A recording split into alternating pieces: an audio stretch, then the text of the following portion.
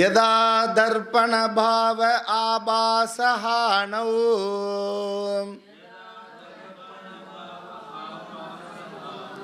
யதா தர்ப்பண பாவ ஆபாசஹானௌ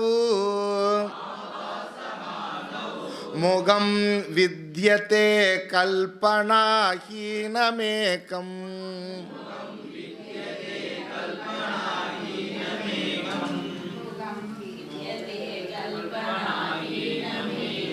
ததா திவியோகே நிராபாசகோ யஹ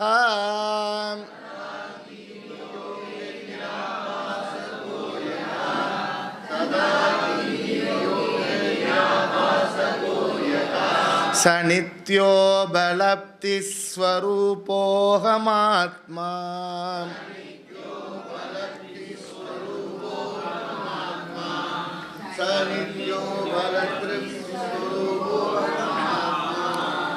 எல்லாம் அல்ல அந்த ஏக பரம்பொருளினுடைய பேரருள் கருணையினாலும் அனைத்து குரு பரம்பரையினுடைய அளப்பரியா ஆசீர்வாதத்தினாலும் எல்லாம் அல்ல என்னுடைய குருநாதனான ஸ்ரீல ஸ்ரீ சுவாமி பிரம்மயோகானந்தா அவர்களினுடைய திருப்பாத கமலங்களை என் சிரமேல் வைத்து இமைப்பொழுதும் நீங்காமல் வணங்கி அவர்களினுடைய அருள் ஆசியோடு நாம் இப்பொழுது இந்த அஸ்தாமலக்கியர் என்கின்ற இந்த பிரகரண கிரந்தத்தை அனுபவித்து விசாரித்து வருகிறோம்.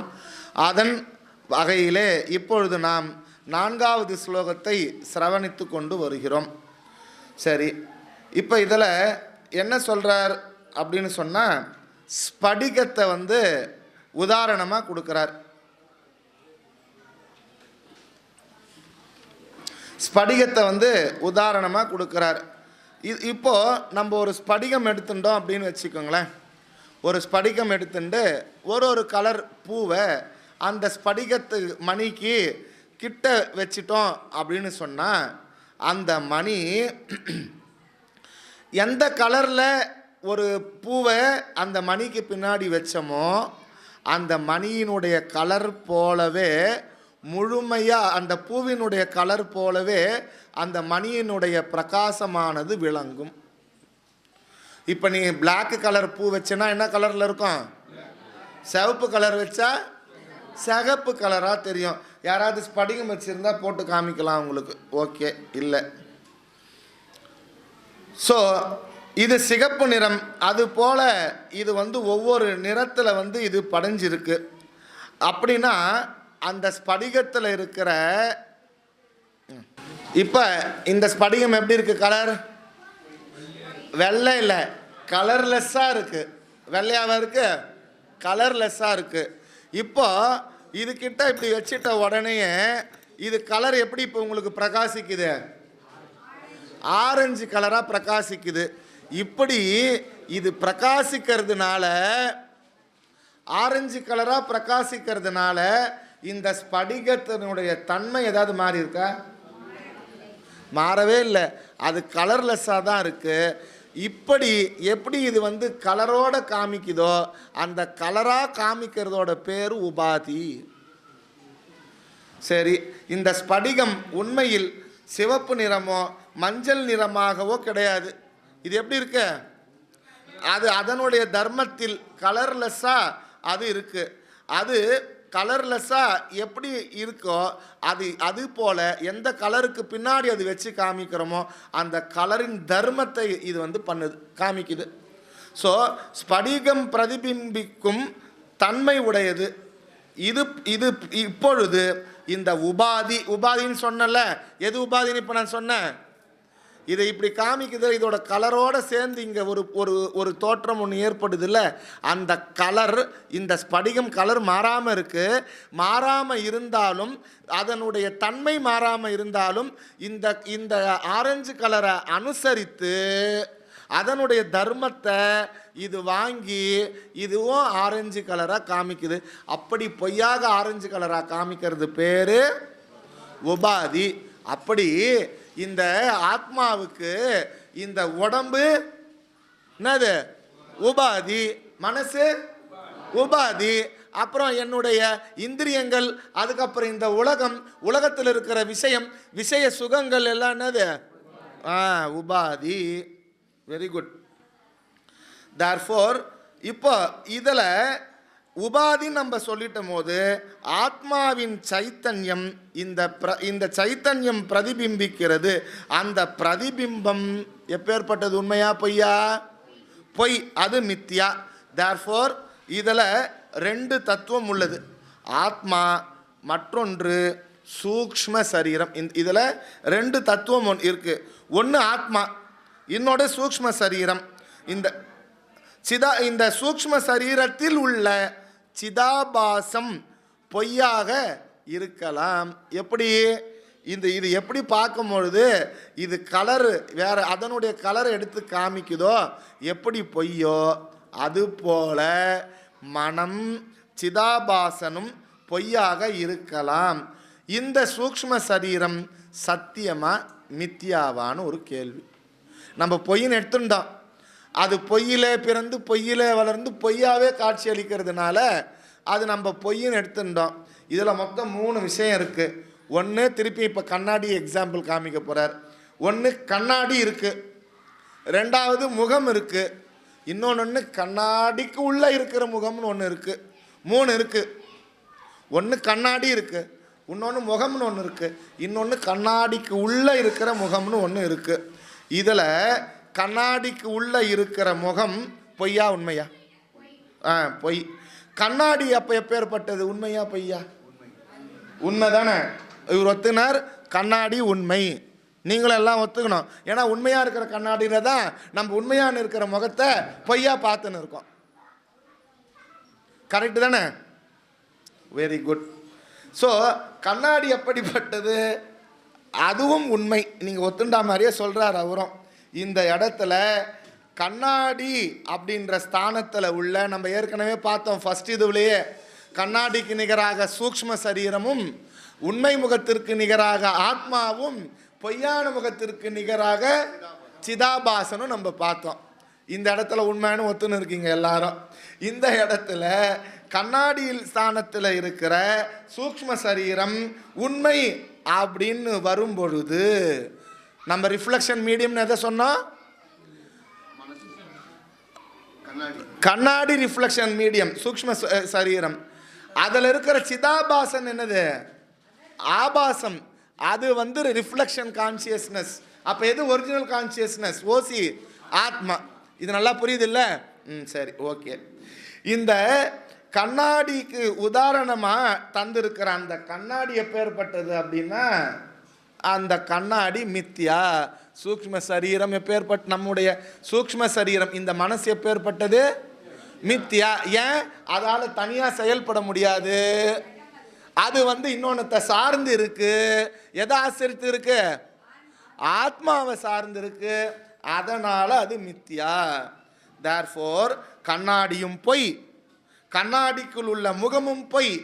இதுக்கு எக்ஸாம்பிள் ஒன்று சூப்பர் எக்ஸாம்பிள் தரார். என்ன எக்ஸாம்பிள் அப்படின்னு சொன்னால், கடலோட நிறம் என்ன? ஏதாவது ஒரு முடிவுக்கு வரணும். ஏன் அது நீல நிறமா தெரியுது? வானத்தோட நிறத்தினால நீளமா தெரியுது. வானம் எங்க இருந்து ஆரம்பிக்குது? வானம் எங்க இருந்து ஆரம்பிக்குது? கடலுக்கு அடியில இருந்து ஆரம்பிக்குதா? வானம் எங்க இருந்து ஆரம்பிக்குது? வானம் நீ எங்க இருக்கிறியோ, எதை தொட்டு இருக்கிறியோ அதுல இருந்தே வானம் ஆரம்பிக்குது. நம்ம ஏற்கனவே ஸ்லோகத்தில் பார்த்தோம், ஆகாசம் என்ன கலரு? அதான் என்ன கலரு? கலர்லெஸ். எப்படி? இந்த ஸ்படிகம் போல இந்த ஆகாசம் இருக்கு, கலர்லெஸ்ஸா இருக்கு. அப்ப எப்படி கடல் நீல கலரு, வானத்தோட கலர்ல இருந்து எடுத்துன்னு கடல் நீல கலரா காட்சி இருக்கு. இப்போ அதானே நீங்க சொன்னீங்க. ஆனால் தான் அறகுறையா பாடம் படிக்க கூடாதுன்னு அர்த்தம். எப்படி இந்த ஆகாசத்தில் கலர் இல்லை ஆனால் நீல கலராக காட்சியளிப்பது பொய்யோ, வானம் அதற்கு கலர் இல்லை, நம்ம பார்க்கறதுனால நீளமாக தெரியுது. அது நீளமாக தெரியறதுனால கடலில் இருக்கிற தண்ணி நீளமாக தெரியுது. தண்ணியினுடைய ஒரிஜினாலிட்டி எது? எப்படி? அது மாதிரி இது இந்த இடத்துல சொல்றார், அந்த கலர்லெஸ்ஸா இருக்கிற அந்த ஆகாசத்துல இருக்கிற அந்த கலர் எப்படி பொய்யோ அது சிதாபாசம், ரிஃப்ளெக்ஷன். அதுபோல கடல்ல இருக்கிற நீல நிறம் இந்த கண்ணாடி, அது அதை வாங்கி அந்த நீலக்கரமாக காமிக்குது. அந்த நீல நிறம் எப்படி பொய்யோ அதுபோல இந்த சிதாபாசமும் மனமும் பொய் அப்படின்னு எக்ஸாம்பிள் இதில் கொடுக்கிறார். உண்மையில் கடலுக்கு நீல நிறம் கிடையாது. பின் எப்படி கடலுக்கு நீல நிறம் பிரதிபிம்பித்தது அப்படின்னா அது ஆகாசத்தின் நீல நிறத்தை பிரதிபிம்பிக்கிறது. அப்படின்னு சொன்னால் ஆகாசத்தின் நிறம் என்ன? நீலம். கண்ணாடி அதன் தர்மத்தை பிரதிபிம்பிக்கிறது போல கடல்.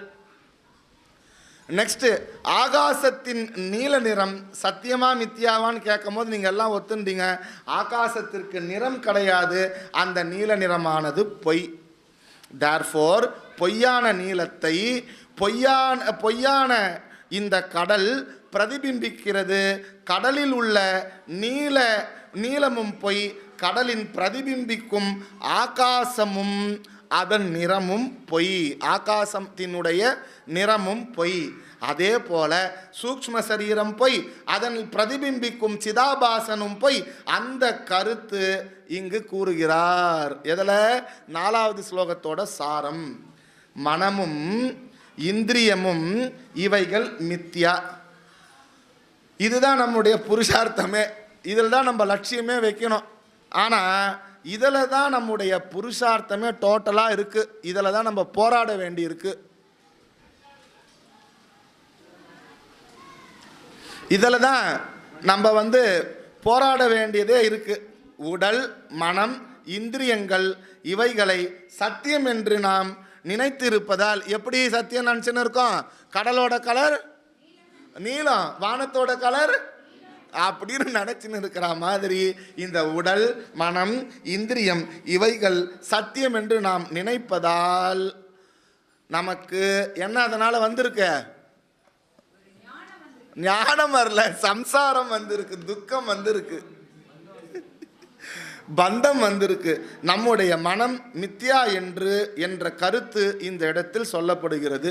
சரி, அடுத்த கேள்வி, மித்யாவான பொய்யான மனம் எப்படி சம்சாரத்தை தரும்? இப்போதான் நீ சொன்ன, இது எப்படி அதுக்கு கலர் இல்லையோ, இந்த கடலுக்கு கலர் இல்லையோ, அது பொய்ன்னு சொல்லிட்டேன். அப்போ பொய்யான மனம் எப்படி உங்களுக்கு சம்சாரத்தை கொடுக்கும், எப்படி துக்கத்தை கொடுக்கும் சார்? பொய்யானது எப்படி துக்கத்தை கொடுக்கும்? ம் ம்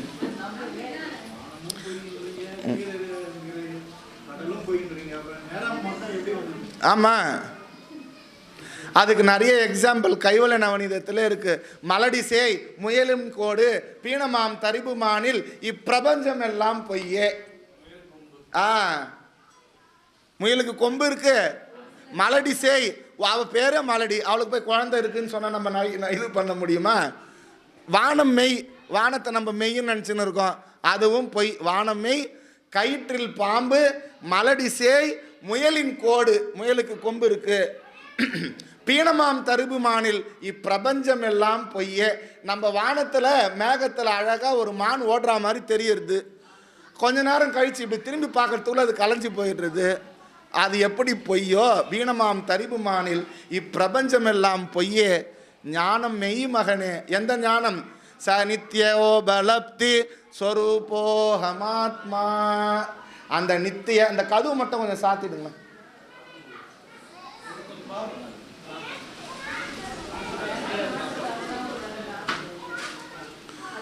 அந்த நித்திய உபலப்தி ஸ்வரூபமாக இருக்கின்ற அந்த ஆத்மா பொய், அந்த ஆத்மா மெய்.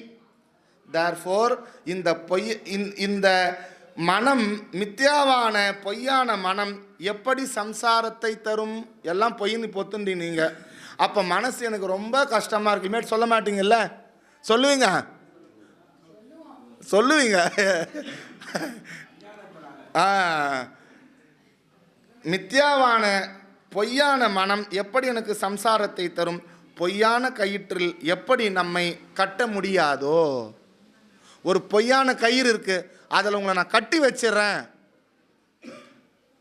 எப்படி கட்ட முடியும்? கட்ட முடியாதோ, அப்படி இந்த மோட்சத்திற்கு என்ன தேவை நமக்கு? ஏற்கனவே இது சொல்லிச்சே, உபனிஷத்து என்ன சொல்லிச்சு?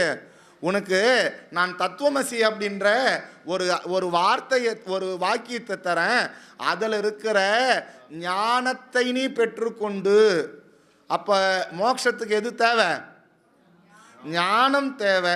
நம் மனமும் மித்யா, இதற்கு இங்கு தெளிவாக சொல்லப்படுகிறது.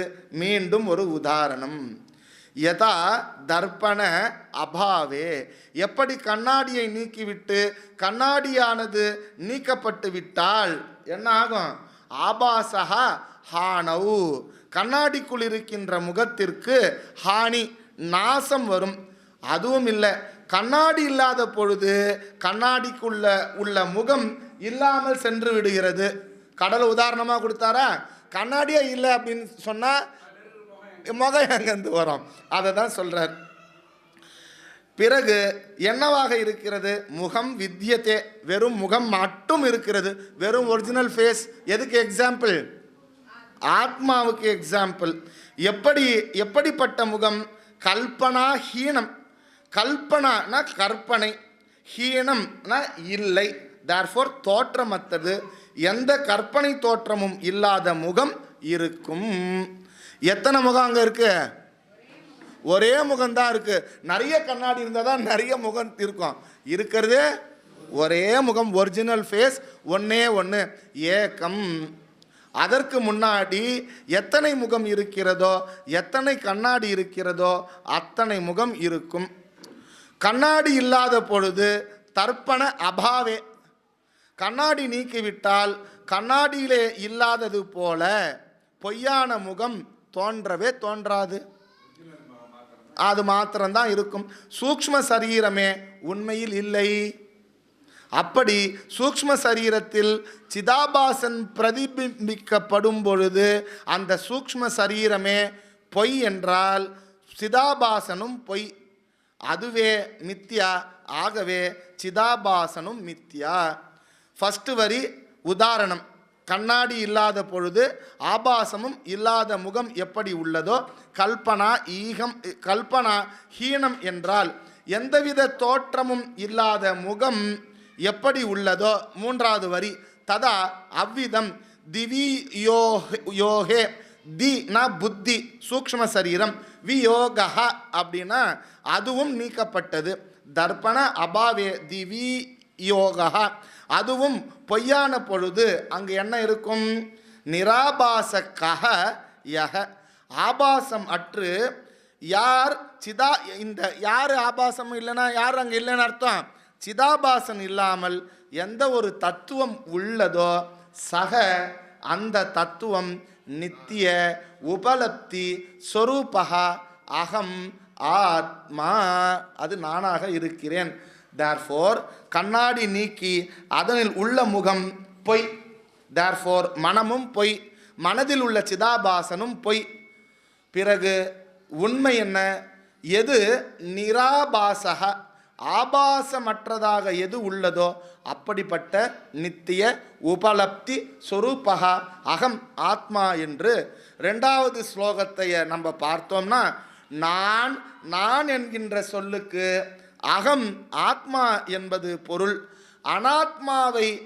அனாத்மாவான மனம், புத்தி, இந்திரியங்கள், ஸ்தூல சரீரம் இவைகள் அனைத்தும் என்னை சார்ந்திருக்கின்றது. மித்யா, வெறும் தோற்றமே. மனம் ஏவ மனுஷ்யானாம் பந்த மோக்ஷ காரணம். எனக்கு பந்தமோ மோட்சமோ ஏற்படுவதற்கு எது காரணம்? மனசு தான்.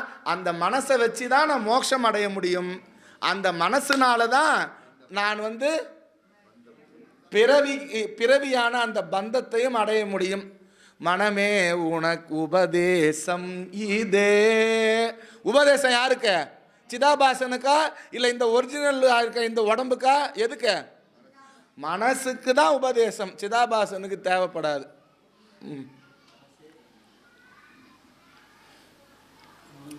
மனம் சத்தியம் என்று நினைத்து கொண்டு இருக்கின்ற வரை பந்தத்திற்கு மனம் காரணம். 2 காரணம் சொன்னல, மனமேவ பந்த மோட்ச காரணம். மனசை நான் சத்தியமாக நான் பார்க்குறச்ச மனசுக்கு ஒரு மதிப்பு கொடுக்குற வரைக்கும் அது பந்தத்திற்கு அது காரணமாக இருக்கும். மனம் மித்யா என்று நான் புரிந்து கொண்டால் மனசு பொய் தானே. நீங்கள் சொல்லிட்டீங்கல்ல, நான் மனசை இத்தோடு எடுத்து போட்டுறேன், கண்டிப்பாக எடுத்து போட முடியாது. அது அனுபவ சித்தமாக அப்படியே தான் இருக்கும். நீ என்ன நீ மாற்றிக்கணும் அப்படின்னு சொன்னால், இதில் ஞானம் ஏற்பட்ட உடனே உன்னுடைய அனுபவமானது மாறவே மாறாது. அதே மனம் இருக்கும், அதே துக்கம் இருக்கும், அதே சந்தோஷம் இருக்கும். ஆனால் அறிவில் உனக்கு தெளிவு இருக்கும். உன்னுடைய vision change, there is the perception change. உனக்கு அறிவில் தான் மாற்றம் ஏற்பட வேண்டுமே தவிர மனசை இல்லைன்னு நீ தள்ளி தூக்கி போடவே முடியாது.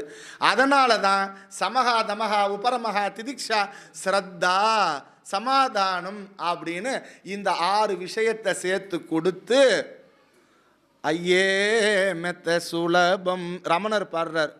ஆனால் அவர் என்ன பாடுறாரு, நம்பால ஐயே மெத்த கடினம் மானாபிமானம் விட்டு தானாகி நின்றவர்க்கு சேனாதிபதி வந்து கூடுமே.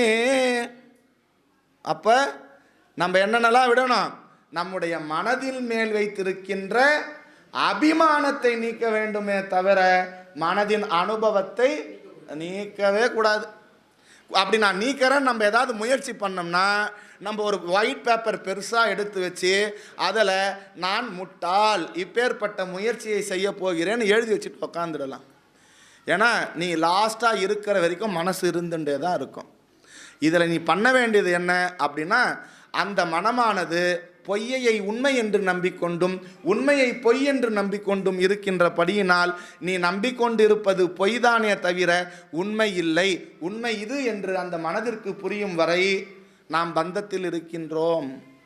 நாம் அது உண்மை என்று திட நிச்சயமானது எனக்கு ஏற்பட்டு விட்டு விட்டால், ஆத்ம அனுபூதியானது எனக்கு ஏற்பட்டு விட்டால், அங்கு எனக்கு மோட்சத்திற்கு காரணம் மனம் மாத்திரமே இருக்கும் அப்படின்னு சொல்லிட்டு இந்த ஸ்லோகத்தை சொல்லி முடிக்கிறார். இப்போ ரமணர் சொன்ன விளக்கத்தை நீங்கள் படித்து முடிங்க. பிரதிபிம்பம் தோன்றுவதற்கு காரணமாகிய கண்ணாடியே இல்லை என்றால் அதில் தோன்றக்கூடிய அந்த முகத்தில் பிரதிபிம்பமும் இல்லை. வஸ்துவாயுள்ள பிம்பமானது வேறுபாடின்றி ஒரே முகமாக எஞ்சியிருக்கும். அதை போன்று புத்தியானது நாசமடைந்தவுடன் எவன் ஒருவன் பிரதிபிம்பமாகிய சிதாபாசமின்றி பூரணமாக ஒழிந்து விடுவானோ அத்தன்மையான திறமை மிகுந்த சுத்தமாயுள்ளது எதுவோ அந்த ஆத்மாவே நான். இப்போ 5வது ஸ்லோகத்துக்கு நம்ம போக போகிறோம். 5வது ஸ்லோகம் இது உபனிஷத்தை சாரமாக வைத்து கொண்டு சொல்லுகின்ற ஸ்லோகம். எந்த உபனிஷத்து அப்படின்னு சொன்னால் கேன உபனிஷத்து. இந்த கேன உபனிஷத்து இருக்க அற்புதமான உபனிஷத்து. அது என்ன சொல்லுது அப்படின்னா, நேத்தம் எதித்தம் உபாசியத்தே, நீ உபாசிக்கின்ற தெய்வம் இது ஆத்மா இல்லைன்னு சொல்லுது. அப்பா எது ஆத்மா அப்படின்னு சொன்னா, ஸ்ரோத்ரஸ்ய ஸ்ரோத்ரம் மனசோ மனோயத்து,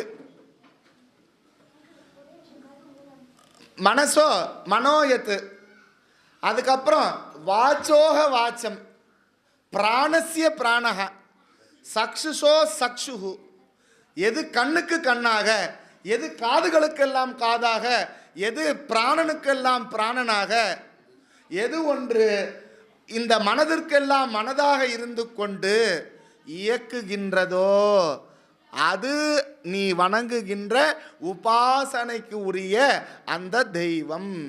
நேத்தம் எதித்தம் உபாசத்தே. அற்புதமாக கேன உபனிஷத்தில் சொல்கிறார். அதுதான் இந்த ஸ்லோகத்தில், இந்த 5வது ஸ்லோகத்தை அதை பேஸ் பண்ணி தான் சொல்ல போகிறார். இப்போ நம்ம ஸ்லோகத்தை படிச்சுட்டு 5வது ஸ்லோகத்தை படிச்சுட்டு நம்ம அதுக்கு அடுத்து இதனுடைய விளக்கத்தை பார்ப்போம். மனர் சக்ஷுராதேர்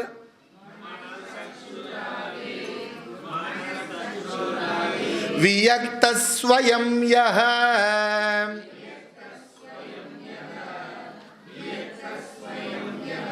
மனர்சக்ஷுராதேர்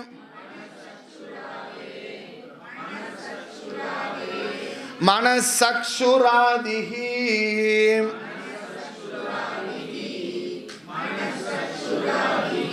மனசக்ஷுராதேர்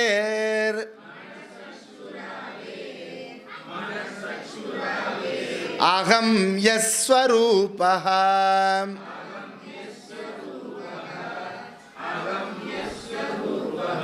சநித்யோ பலப்தி ஸ்வரூபோஹமாத்மா.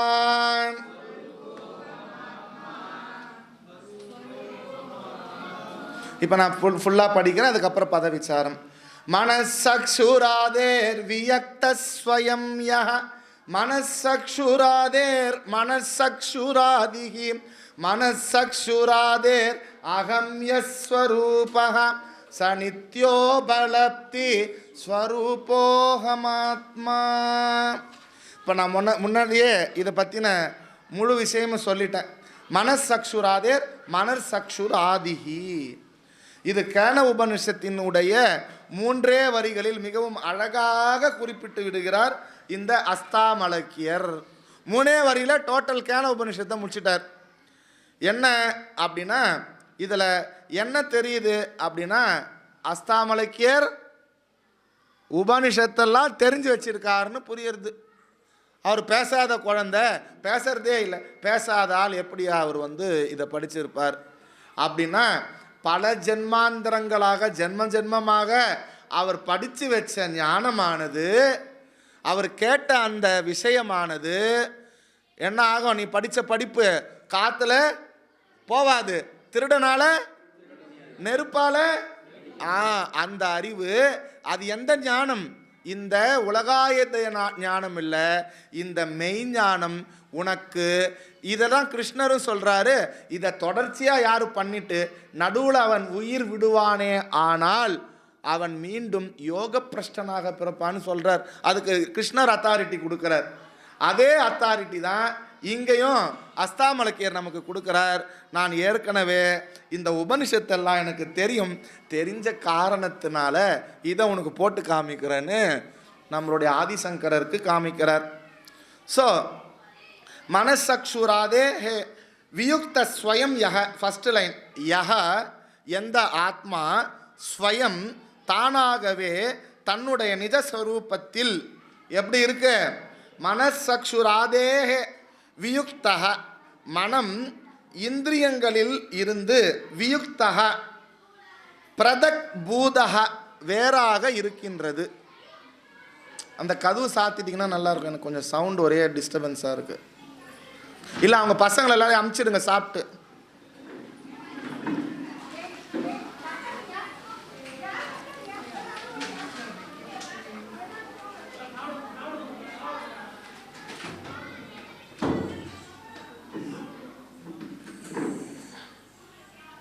Therefore, எந்த ஒரு நான் உண்மையான அடிப்படையில் மனம் முதலியவற்றிகளில் வேறானதாக இருக்கிறதோ அதுதான் முதல் வரி. மனசு, இந்திரியங்கள், உடல், இந்த உலகம், உலக பொருட்கள் இவற்றிலிருந்து எது ஒன்று வேறாக இருக்கின்றதோ. இப்போ 2வது வரி மனசக்ஷுராதேஹே மனசக்ஷுராதிஹி. மனசக்ஷுராதே அப்படின்னா மனம், சக்ஷுஹு அப்படின்னா 2 தானே சொல்றார். இதில் நம்ம என்ன எடுத்துக்கணும் அப்படின்னு சொன்னால் மனம்னு இங்கே சொல்கிற போது அந்த கரணத்தை மொத்தமும் சொல்கிறார். அந்த கரணம்னு எடுத்துட்டோன்னா உள்ளம், சித்தம், புத்தி, மனம், அகங்காரம். சக்ஷுராதே அப்படின்னா கண் முதலான அப்படின்னா என்ன?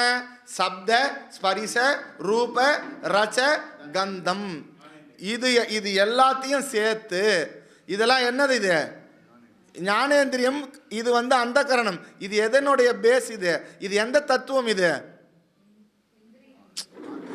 சூக்ஷ்ம சரீரத்தோட தத்துவம்.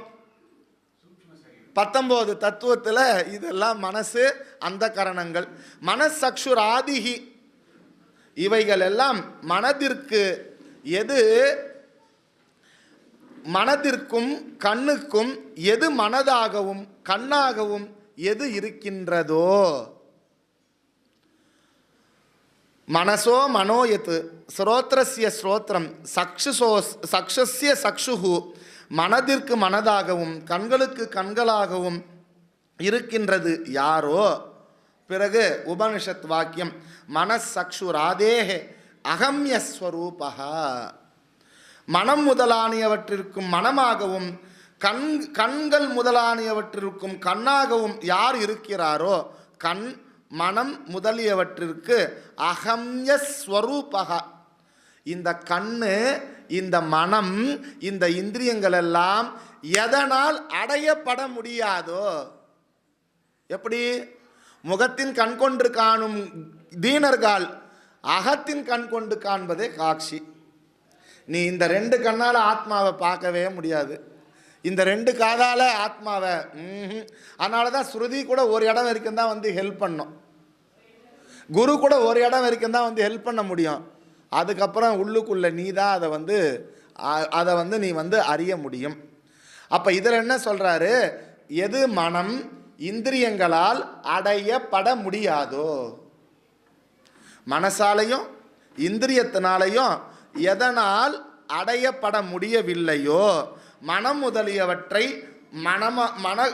இந்த எதனால் அகம்யஸ்வரூபக அடைய முடியாதோ, மனம் கண் முதலியவற்றால் அடையப்படைய முடியாததாக எது இருக்கிறதோ அது சக நித்திய உபலப்தி ஸ்வரூபக அகம் ஆத்மா. அற்புதமாக எடுத்து வந்து முடிச்சிருக்கார். அந்த நித்திய அறிவு ஸ்வரூபமாக உள்ள ஆத்மாவே நான்.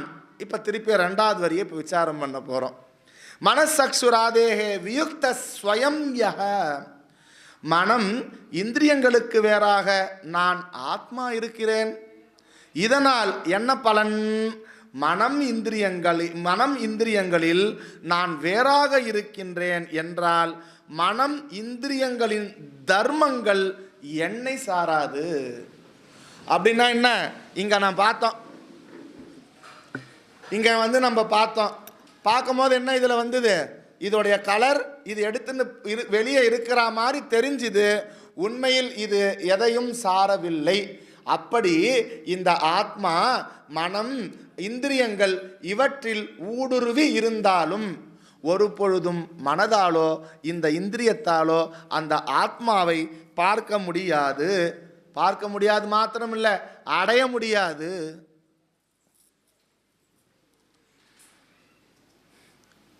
மனதோடைய தர்மம் இந்த சம்சாரம் அல்லது துக்கம், அது அதனுடைய காமமாதி. காமம் முதலான இந்த விஷயம், காமமாதினா என்ன? காம குரோத லோப மோக மத மாச்சரியம், இதெல்லாம் மனசோட தர்மம். சம்சாரம் எதோட தர்மம்? ஆத்மாவோட தர்மமா அனாத்மாவோட தர்மமா? அனாத்மாவோட தர்மம் சம்சாரம். அப்போ துக்கம் யாரோட தர்மம்? அதுவும் அனாத்மாவோட தர்மம், அதுவும் இந்த மனசோட தர்மம். இந்த தர்மங்கள் எல்லாம் ஆத்மாவுக்கு ஒன்றும் பாய்ச்சாவே பழிக்காது. நான் என் மனசு கஷ்டப்படுது, ஏன்பா அவருடைய ஆத்மா கஷ்டப்படுது சொல்லவே முடியாது. ஏன்? ஆத்மா எதையும் செய்வதும் இல்லை செய்விப்பதும் இல்லை. அது கஷ்டப்படுற மாதிரி இருந்தால் இருக்கிறது ஒரே ஒரு ஆத்மா தானே.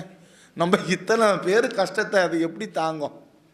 அதனால் ஆத்மா பலவாக இந்த நாம ரூபங்கள் இருந்தாலும் ஏக்கமாக இருக்கின்ற ஆத்மாவில் இந்த நாம ரூபங்கள் ஊடுருவி இருந்தாலும் இந்த நாம ரூபங்களினுடைய தர்மங்கள் எதுவும் ஆத்மாவை அது தொட்டு கூட பார்க்கறது இல்லை. therefore தைவி சம்பத் ஆசூய சம்பத் இது எல்லாம் எதோட தர்மம்? தைவி சம்பத்துனா தெய்வ குணங்கள், ஆசூய சம்பத்துனா அசுர குணங்கள்.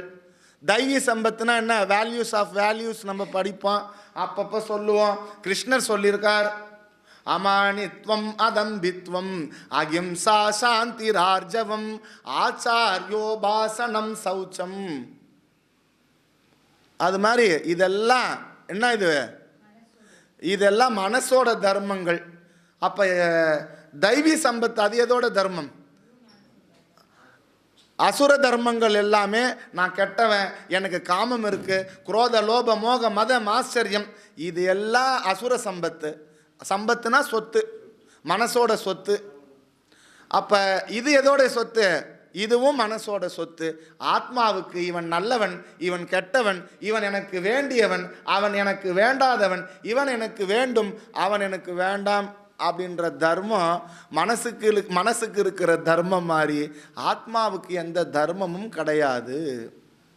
ஏனென்றால் ஆத்மா ஏக்கம், அச்சலம், நித்தியம், அஸ்பரிசம், அரூபம், அகந்தம், அச்சலம், நித்தியம், சாஸ்வதம். இது பாடின அடிக்குன்னு எவ்வளோ வேணால் போகலாம், ஆனால் அதுக்குன்னு ஒரு சொத்தமாக எந்த தர்மமும் கிடையாது. ஆத்மாவோட லட்சணம் என்ன? சத்து, சித்து, ஆனந்தம். அது கூட அதுக்கு அந்த தர்மம் கிடையாது. அதுக்கு அந்த தர்மம் கிடையாது. நம்ம ஒரு உபச்சார வார்த்தைக்காக வேண்டி சத்து சித்து ஆனந்தத்தை சொல்கிறோமே தவிர அந்த நிர்குணமான அந்த ஆத்மாவிற்கு எதுவுமே இல்லை. அதை தான் இந்த இடத்துல சொல்கிறார். தேர்ஃபோர் நம்முடைய புருஷார்த்தம் எப்படி இருக்கு அப்படின்னா, நம்முடைய புருஷார்த்தம் எதன் அடிப்படையில் இருக்கு? ஆத்மாவோட அடிப்படையில் இருக்கா, மனசோட அடிப்படையில் இருக்கா? அதனால தான் மனசுக்கு உபதேசமே தவிர ஆத்மாவுக்கு போய் உபதேசம் யாராவது சொல்ல முடியுமா? நான் போய் லலிதா நீ இது மாதிரி பண்ணணுமா நான் போய் உபதேசம் சொல்ல முடியுமா அவகிட்ட? அவளுக்கு உபதேசமே தேவையில்லை.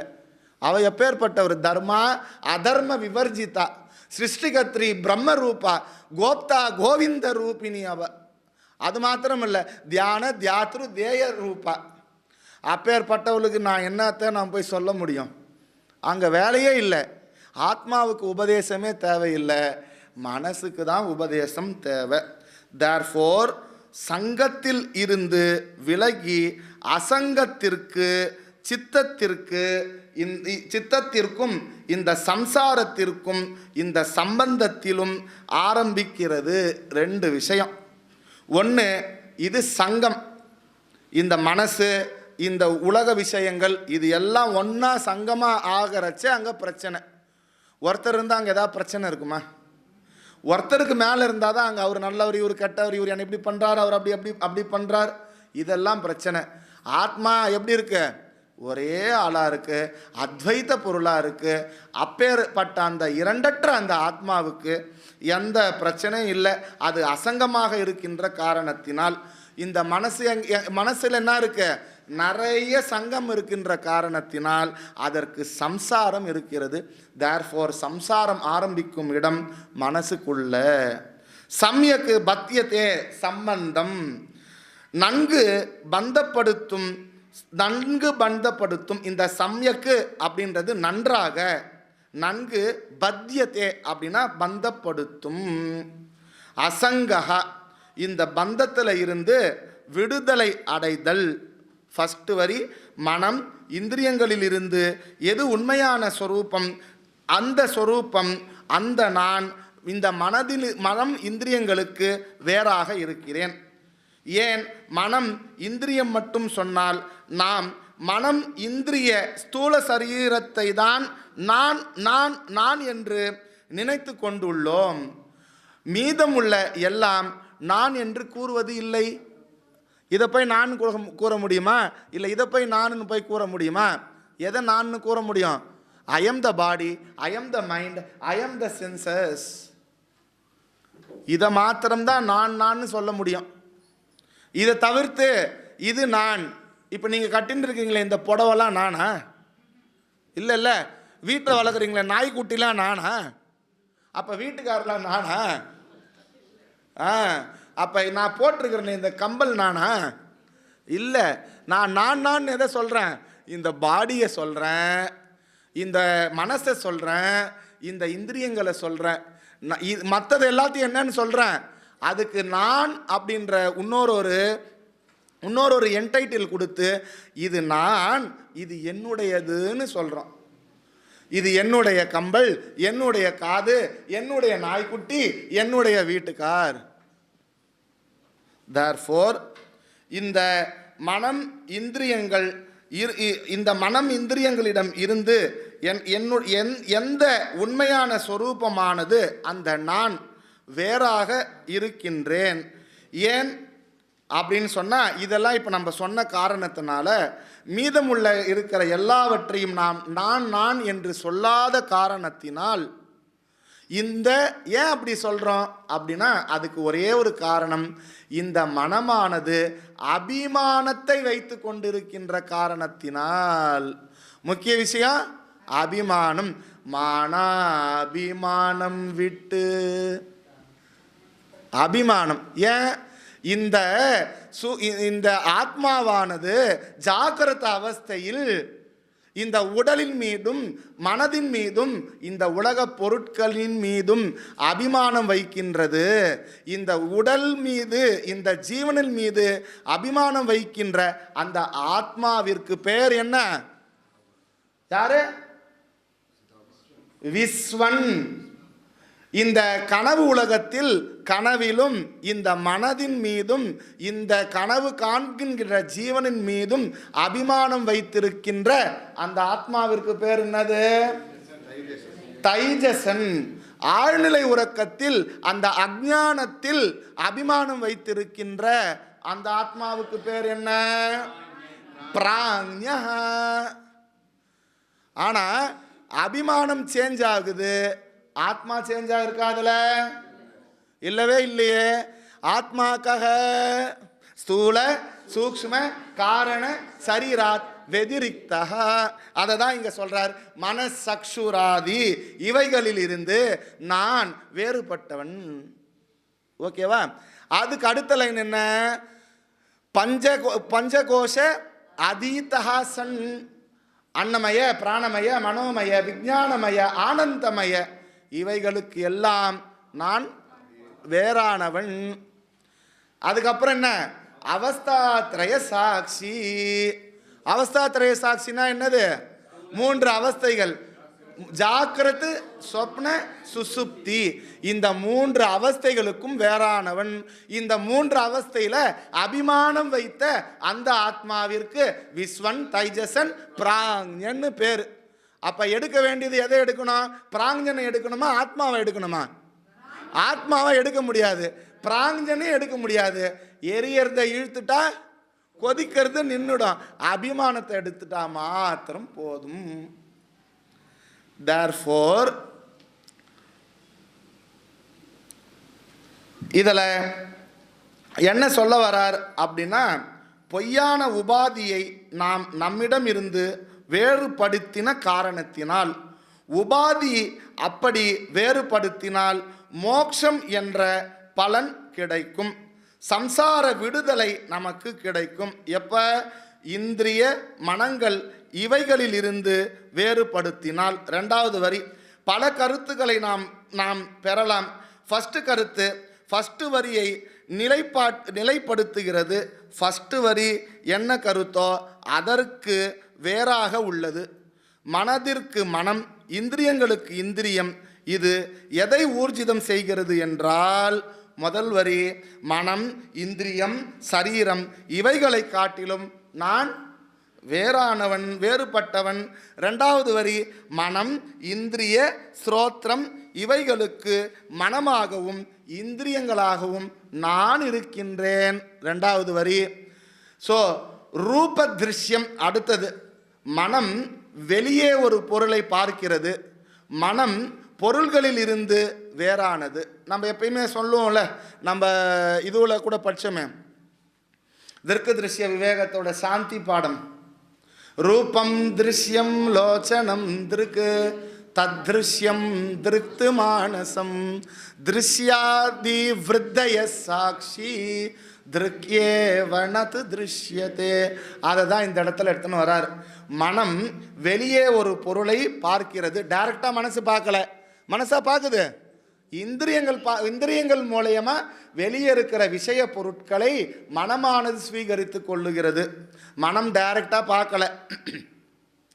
மனம் வெளியே ஒரு பொருளை பார்க்கிறது. மனம் பொருளில் இருந்து வேறானது என்று அதற்கு தெரியவே தெரியாது. காரணம், மனம் அப்பொருளை பார்த்தால் அது போலவே மனதையும் ஆத்மா பார்க்கிறது.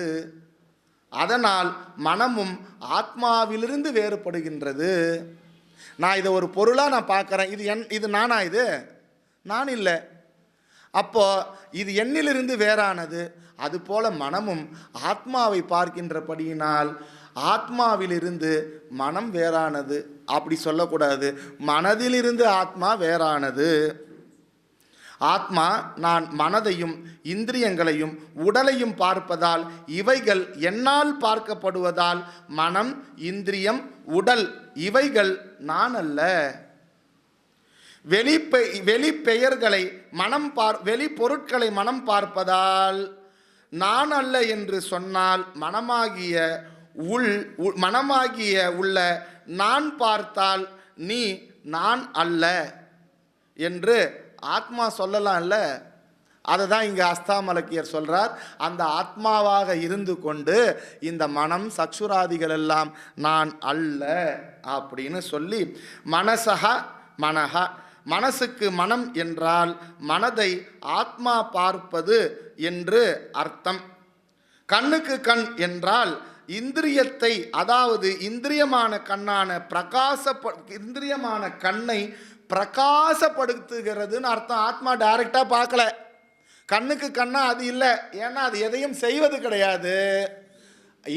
இது மாதிரி இருக்குன்னு சொல்லிட்டு அது இருந்து விளங்க வைக்கிறது. எப்படி? இருட்டு ரூமுக்கு உள்ள டார்ச்சி போல.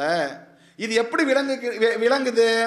நானா சித்திரகடோதரஸ்தி தமஹா தீப பிரபாபாஸ்வரம் ஞானம் யக்ஷது சக்ஷுராதிகரண द्वारा बहिस्पन्तते जानामीदि तमेव भान्तमनुभात् एतत्समस्तं जगत् तस्मै श्रीगुरुमूर्तये नमः श्री दक्षिणामूर्तये.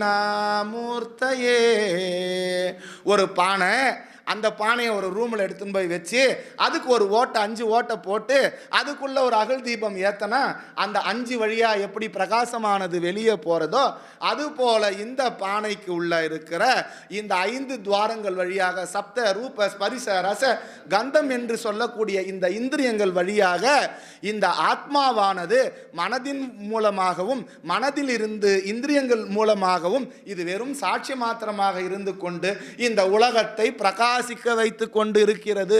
எல்லாரும் கண்ணை மூடுங்க. உங்க முன்னாடி நான் இருக்கிறேனா? இந்த உலகம் இருக்கா? இல்லவே இல்லை. அப்ப எது பிரகாசிக்குது? எனக்குள்ள இருக்கின்ற ஆத்மா மனம் மூலயமாக வெளியே வந்து இந்திரியம் மூலயமாக வெளியே அதனுடைய சக்தியை கொண்டு பார்க்கின்றபடியினால் இந்த உலகங்களானது பிரகாசிக்கிறது. ஏதத் சமஸ்தம் ஜகத் தஸ்மை ஸ்ரீ குருமூர்த்தயே நமஹிதம் ஸ்ரீ தட்சிணாமூர்த்தயே அப்படின்னு சொல்லிட்டு இது பண்ணுது. ஸோ இதில் 2வது பிரயோஜனம் இன்னொன்று இருக்குது. மனமானது அபோத்மகாணி, மனம் ஜடம் என்று சொல்லப்பட்டது. மனம் நிரூபிக்கப்படுகிறது. எதனால்? மனதின் மனம் என்று சொல்லலாம். எப்படி?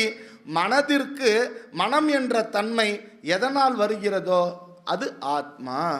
எதை வச்சு நான் ஐடென்டிஃபை பண்ணிக்க முடியும்?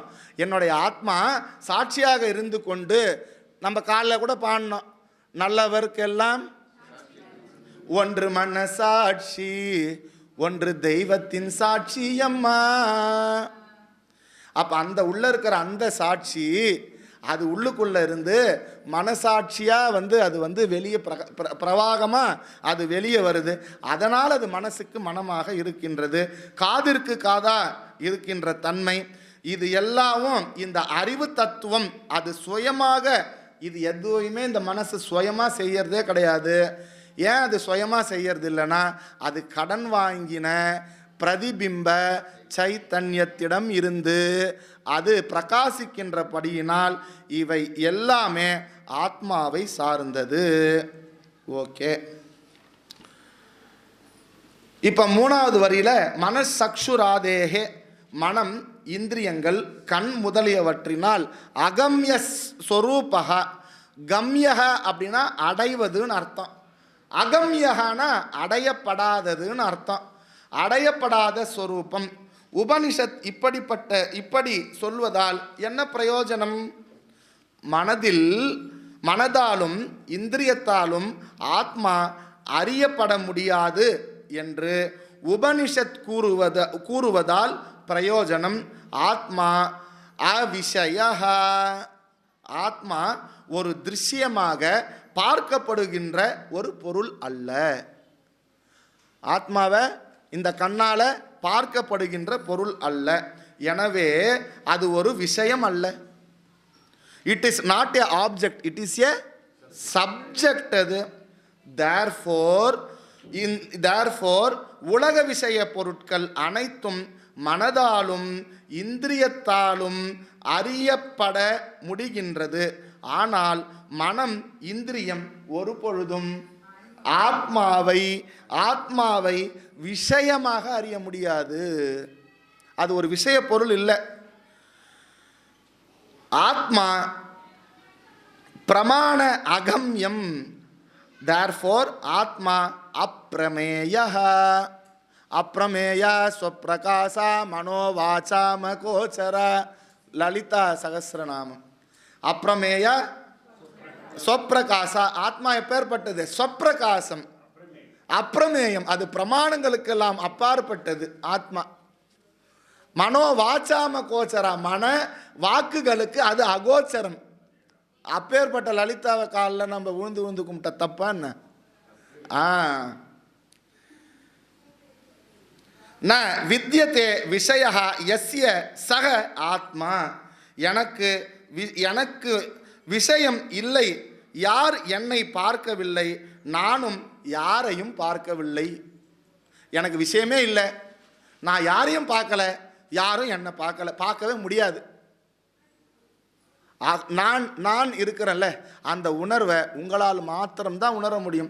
எண்ணிலே இருந்த ஒன்றை யான் அறிந்ததில்லையே, எண்ணிலே இருந்த ஒன்றை யான் அறிந்து கொண்ட பின் எண்ணிலே இருந்த ஒன்றை யாவர் காண வல்லரேல், எண்ணிலே இருந்து யான் உணர்ந்து கொண்டனே.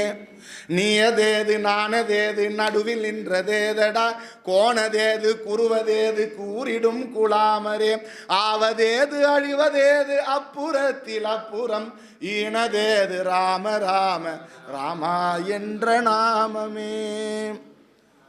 அப்பேற்பட்ட சிவவாக்கியரும் அஸ்தாமலக்கியர் போல தான் சொல்லியிருக்கார்.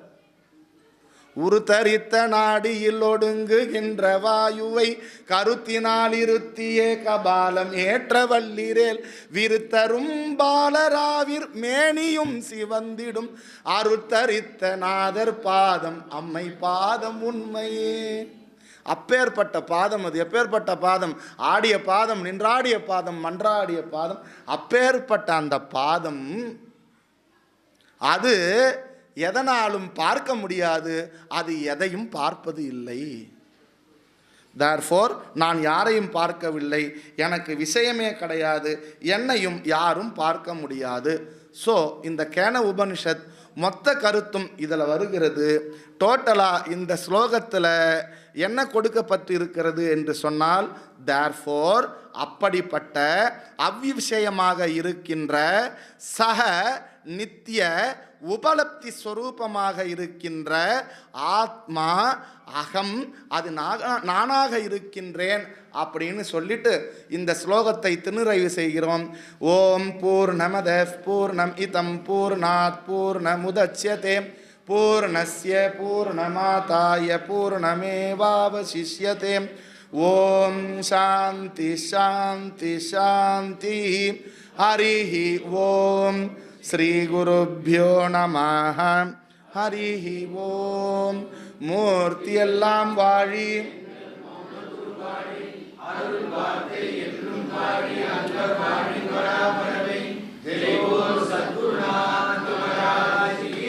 जय जय बोल समस्त गुरु मंडली की जय बोल वेद माता की जय बोल श्री श्री श्री ललिता परमेश्वरी की जय बोल श्री श्री लक्ष्मी नरसिम्हा स्वामी की जय बोल अप्पाजी महाराज की।